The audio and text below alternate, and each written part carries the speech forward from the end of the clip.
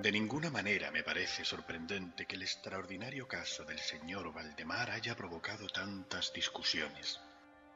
Hubiera sido un milagro que ocurriera lo contrario, especialmente en tales circunstancias.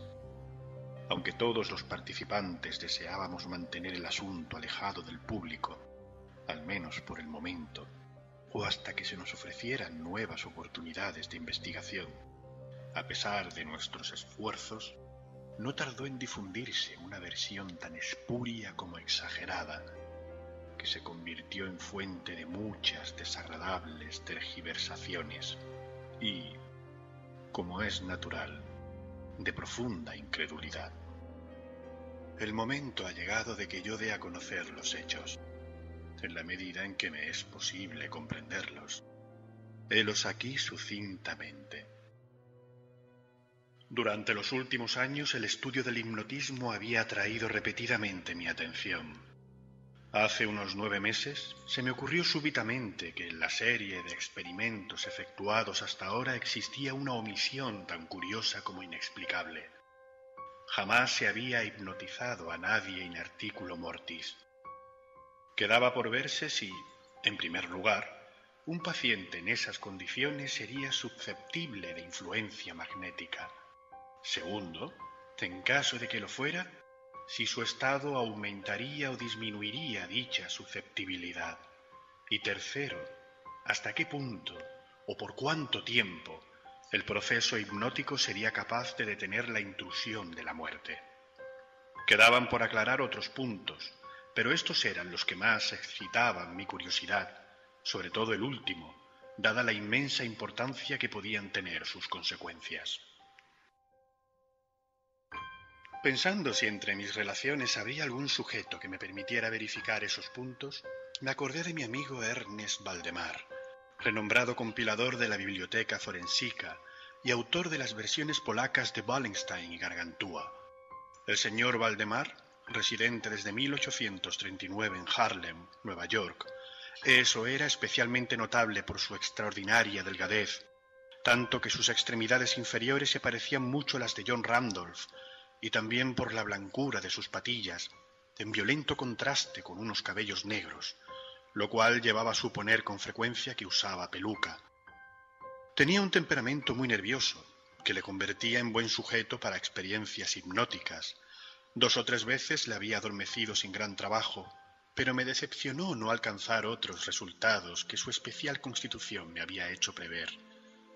Su voluntad no quedaba nunca bajo mi entero dominio, y, por lo que respecta a la clarividencia, no se podía confiar en nada de lo que había conseguido con él.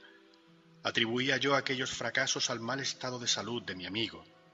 Unos meses antes de trabar relación con él, los médicos le habían declarado tuberculoso. El señor Valdemar acostumbraba referirse con toda calma a su próximo fin, como algo que no cabe ni evitar ni lamentar.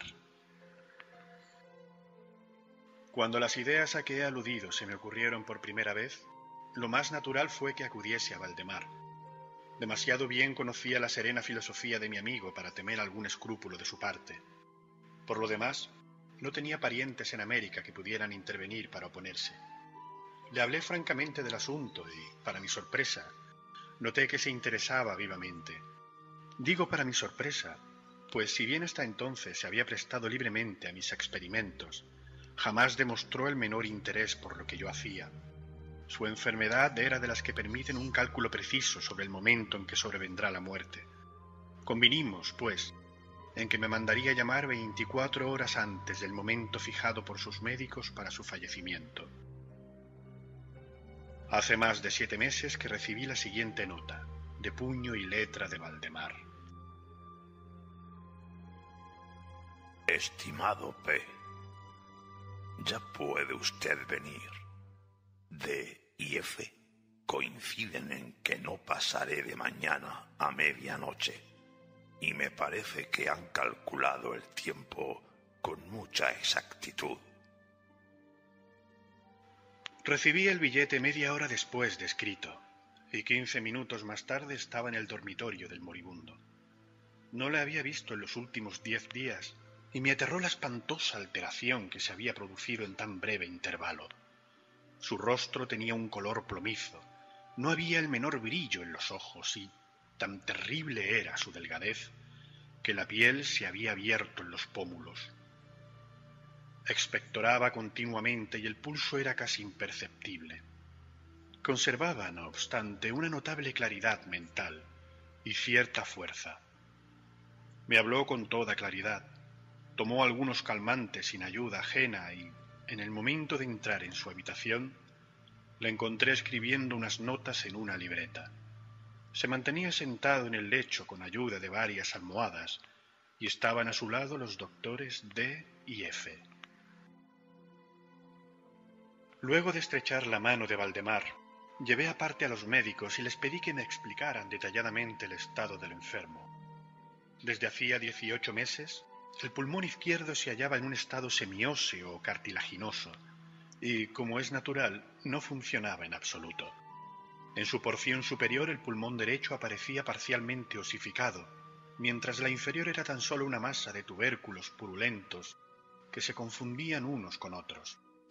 Existían varias dilatadas perforaciones y en un punto se había producido una adherencia permanente a las costillas.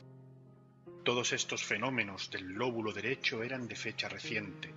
La osificación se había operado con insólita rapidez, ya que un mes antes no existían señales de la misma y la adherencia solo había sido comprobable en los últimos 3 días. Aparte de la tuberculosis, los médicos sospechaban un aneurisma de la aorta, pero los síntomas de osificación volvían sumamente difícil un diagnóstico preciso. Ambos facultativos opinaban que Valdemar moriría hacia la medianoche del día siguiente, un domingo. Eran ahora las 7 de la tarde del sábado. Al abandonar la cabecera del moribundo para conversar conmigo, los doctores D y F se habían despedido definitivamente de él. No era su intención volver a verle, pero, a mi pedido, convinieron en examinar al paciente a las 10 de la noche del día siguiente. Una vez que se fueron, hablé francamente con Valdemar sobre su próximo fin y me referí en detalle al experimento que le había propuesto. Nuevamente se mostró dispuesto e incluso ansioso por llevarlo a cabo y me pidió que comenzara de inmediato. 2 enfermeros, un hombre y una mujer, atendían al paciente, pero no me sentía autorizado a llevar a cabo una intervención de tal naturaleza frente a testigos de tan poca responsabilidad en caso de algún accidente repentino. Aplacé, por tanto, el experimento hasta las 8 de la noche del día siguiente, cuando la llegada de un estudiante de medicina de mi conocimiento, el señor Theodor L., me libró de toda preocupación. Mi intención inicial había sido la de esperar a los médicos, pero me vi obligado a proceder, primeramente por los urgentes pedidos de Valdemar y luego por mi propia convicción de que no había un minuto más que perder, ya que con toda evidencia el fin se acercaba rápidamente. El señor L. tuvo la amabilidad de acceder a mi pedido, así como de tomar nota de todo lo que ocurriera. Lo que voy a relatar ahora procede de sus apuntes, ya sea en forma condensada o verbatim. Faltaban 5 minutos para las 8 cuando, después de tomar la mano de Valdemar, le pedí que manifestara con toda claridad posible, en presencia de L., que estaba dispuesto a que yo le hipnotizara en aquel estado en que se encontraba. Débil, pero distintamente, el enfermo respondió: Sí, quiero ser hipnotizado. Agregando de inmediato: Me temo que sea demasiado tarde. Mientras así decía, empecé a efectuar los pases que en las ocasiones anteriores habían sido más efectivos con él. Sentía indudablemente la influencia del primer movimiento lateral de mi mano por su frente, pero, aunque empleé todos mis poderes, me fue imposible lograr otros efectos hasta algunos minutos después de las 10, cuando llegaron los doctores D y F, tal como lo habían prometido. En pocas palabras les expliqué cuál era mi intención y, como no opusieron inconveniente, considerando que el enfermo se hallaba ya en agonía, continué sin vacilar, cambiando sin embargo los pases laterales por otros verticales y concentrando mi mirada en el ojo derecho del sujeto. A esta altura su pulso era imperceptible y respiraba entre estertores, a intervalos de medio minuto. Esta situación se mantuvo sin variantes durante un cuarto de hora. Al expirar este periodo, sin embargo, un suspiro perfectamente natural, aunque muy profundo, escapó del pecho del moribundo, mientras cesaba la respiración estertorosa, o mejor dicho, dejaban de percibirse los estertores. En cuanto a los intervalos de la respiración, siguieron siendo los mismos. Las extremidades del paciente estaban heladas. A las 11:05 advertí inequívocas señales de influencia hipnótica. La vidriosa mirada de los ojos fue reemplazada por esa expresión de intranquilo examen interior que jamás se ve sino en casos de hipnotismo y sobre la cual no cabe engañarse. Mediante unos rápidos pases laterales hice palpitar los párpados como al acercarse el sueño y con unos pocos más los cerré por completo. No bastaba esto para satisfacerme, sin embargo, sino que continué vigorosamente mis manipulaciones, poniendo en ellas toda mi voluntad, hasta que hube logrado la completa rigidez de los miembros del durmiente, a quien previamente había colocado en la posición que me pareció más cómoda. Las piernas estaban completamente estiradas, los brazos reposaban en el lecho, a corta distancia de los flancos. La cabeza había sido ligeramente levantada. Al dar esto por terminado era ya medianoche, y pedí a los presentes que examinaran el estado de Valdemar. Luego de unas pocas verificaciones, admitieron que se encontraba en un estado insólitamente perfecto de trance hipnótico. La curiosidad de ambos médicos se había despertado en sumo grado. El doctor D decidió pasar toda la noche a la cabecera del paciente, mientras el doctor F se marchaba, con promesa de volver por la mañana temprano. L y los enfermeros se quedaron. Dejamos a Valdemar en completa tranquilidad hasta las 3 de la madrugada, hora en que me acerqué y vi que seguía en el mismo estado que al marcharse el doctor F. Vale decir, yacía en la misma posición y su pulso era imperceptible. Respiraba sin esfuerzo, aunque casi no se advertía su aliento, salvo que se aplicara un espejo a los labios. Los ojos estaban cerrados con naturalidad y las piernas tan rígidas y frías como si fueran de mármol. No obstante ello, la apariencia general distaba mucho de la muerte. Al acercarme intenté un ligero esfuerzo para influir sobre el brazo derecho, a fin de que siguiera los movimientos del mío, que movía suavemente sobre su cuerpo. En esta clase de experimento jamás había logrado buen resultado con Valdemar, pero ahora, para mi estupefacción, vi que su brazo, débil pero seguro, seguía todas las direcciones que le señalaba el mío. Me decidí entonces a intentar un breve diálogo. «Valdemar, ¿duerme usted?», pregunté. No me contestó, pero noté que le temblaban los labios, por lo cual repetí varias veces la pregunta. A la tercera vez, todo su cuerpo se agitó con un ligero temblor. Los párpados se levantaron lo bastante para mostrar una línea del blanco del ojo. Moviéronse lentamente los labios, mientras en un susurro apenas audible brotaban de ellos estas palabras. Sí, ahora duermo. No me despierte. Déjeme morir así. Palpé los miembros, encontrándolos tan rígidos como antes. Volví a interrogar al hipnotizado. ¿Sigue sintiendo dolor en el pecho, Valdemar? La respuesta tardó un momento y fue aún menos audible que la anterior. No sufro. Me estoy muriendo. No me pareció aconsejable molestarle más por el momento, y no volví a hablarle hasta la llegada del doctor F, que arribó poco después de la salida del sol, y se quedó absolutamente estupefacto al encontrar que el paciente se hallaba todavía vivo. Luego de tomarle el pulso y acercar un espejo a sus labios, me pidió que le hablara otra vez, a lo cual accedí. «Valdemar», dije, «¿sigue usted durmiendo?».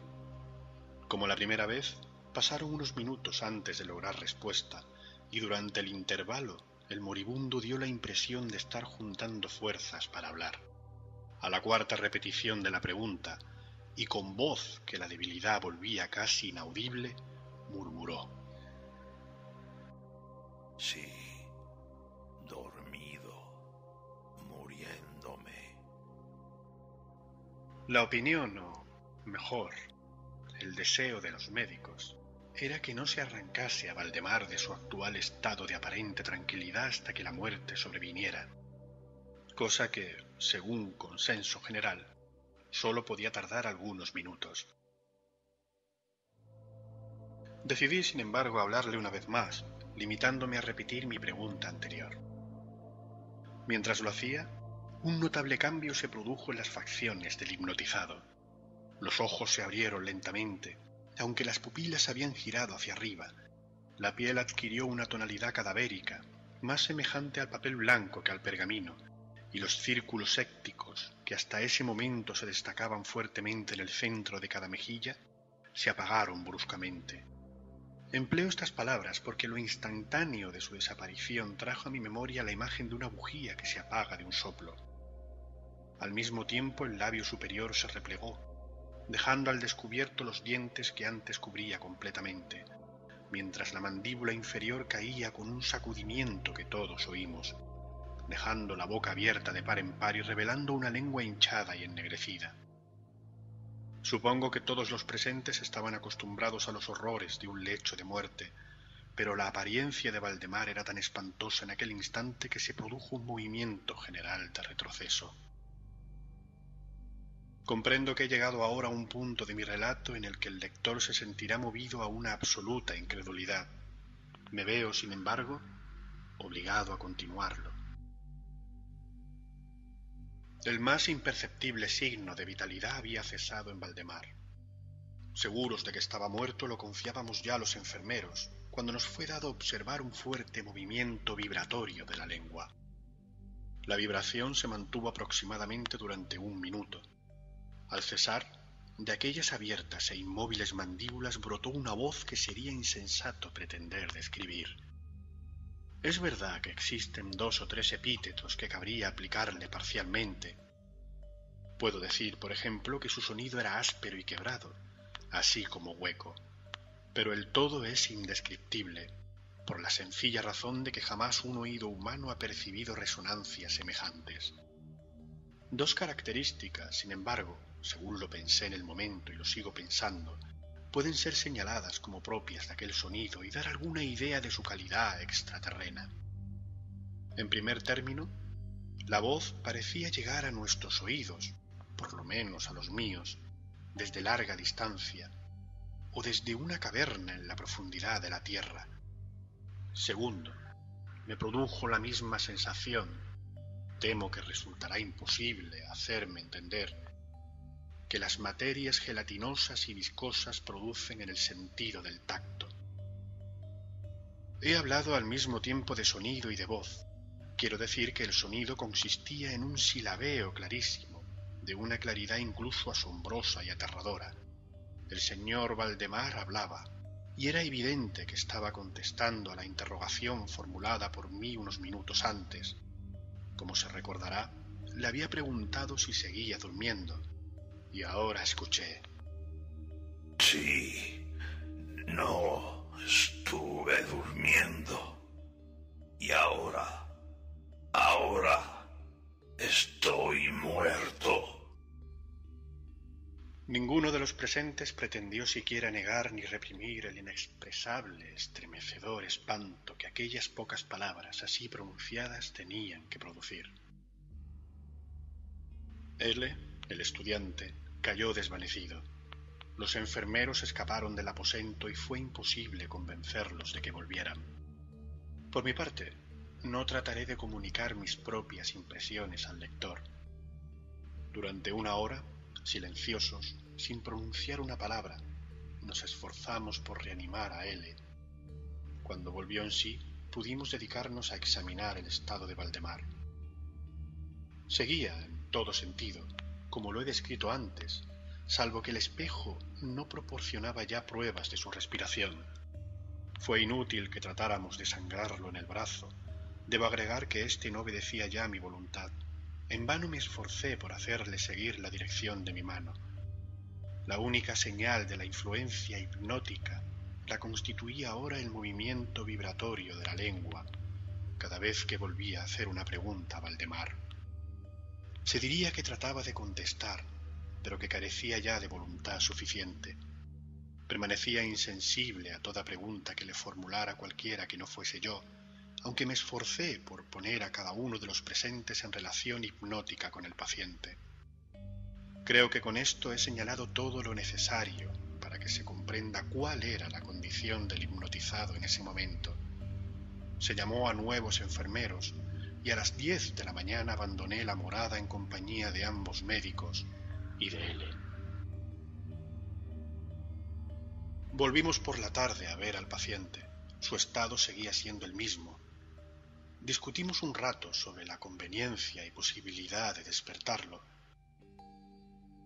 pero poco nos costó llegar a la conclusión de que nada bueno se conseguiría con eso. Resultaba evidente que hasta ahora la muerte, o eso que de costumbre se denomina muerte, había sido detenida por el proceso hipnótico. Parecía claro que, si despertábamos a Valdemar, lo único que lograríamos sería su inmediato, o por lo menos, su rápido fallecimiento.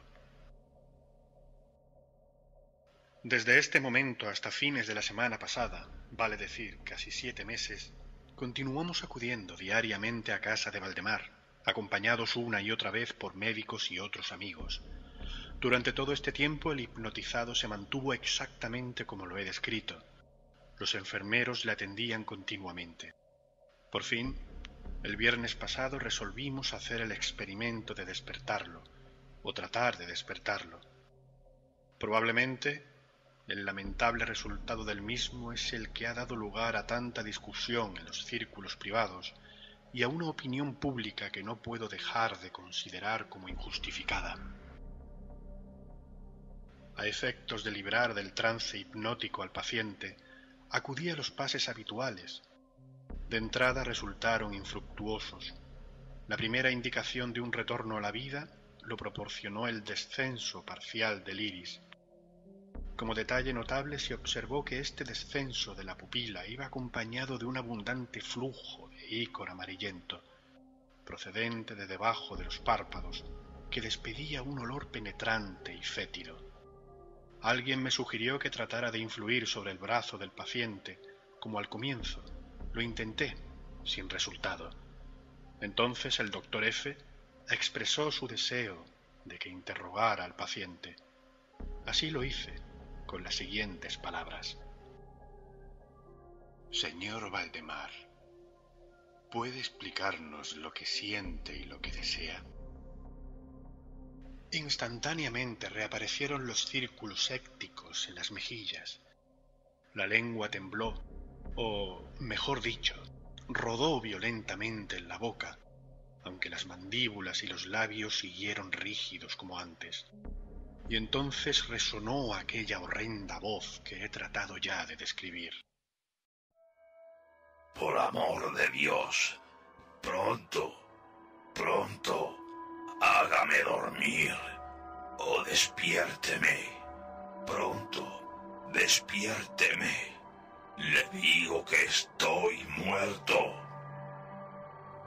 Perdí por completo la serenidad, y durante un momento me quedé sin saber qué hacer. Por fin intenté calmar otra vez al paciente, pero al fracasar, debido a la total suspensión de la voluntad, cambié el procedimiento y luché con todas mis fuerzas para despertarlo. Pronto me di cuenta de que lo lograría, o por lo menos, así me lo imaginé, y estoy seguro de que todos los asistentes se hallaban preparados para ver despertar al paciente. Pero lo que realmente ocurrió fue algo para lo cual ningún ser humano podía estar preparado. Mientras ejecutaba rápidamente los pases hipnóticos, entre los clamores de «muerto, muerto», que literalmente explotaban desde la lengua y no desde los labios del sufriente, Bruscamente todo su cuerpo, en el espacio de un minuto, o aún menos, se encogió, se deshizo, se pudrió entre mis manos. Sobre el lecho, ante todos los presentes, no quedó más que una masa casi líquida, de repugnante, de abominable putrefacción.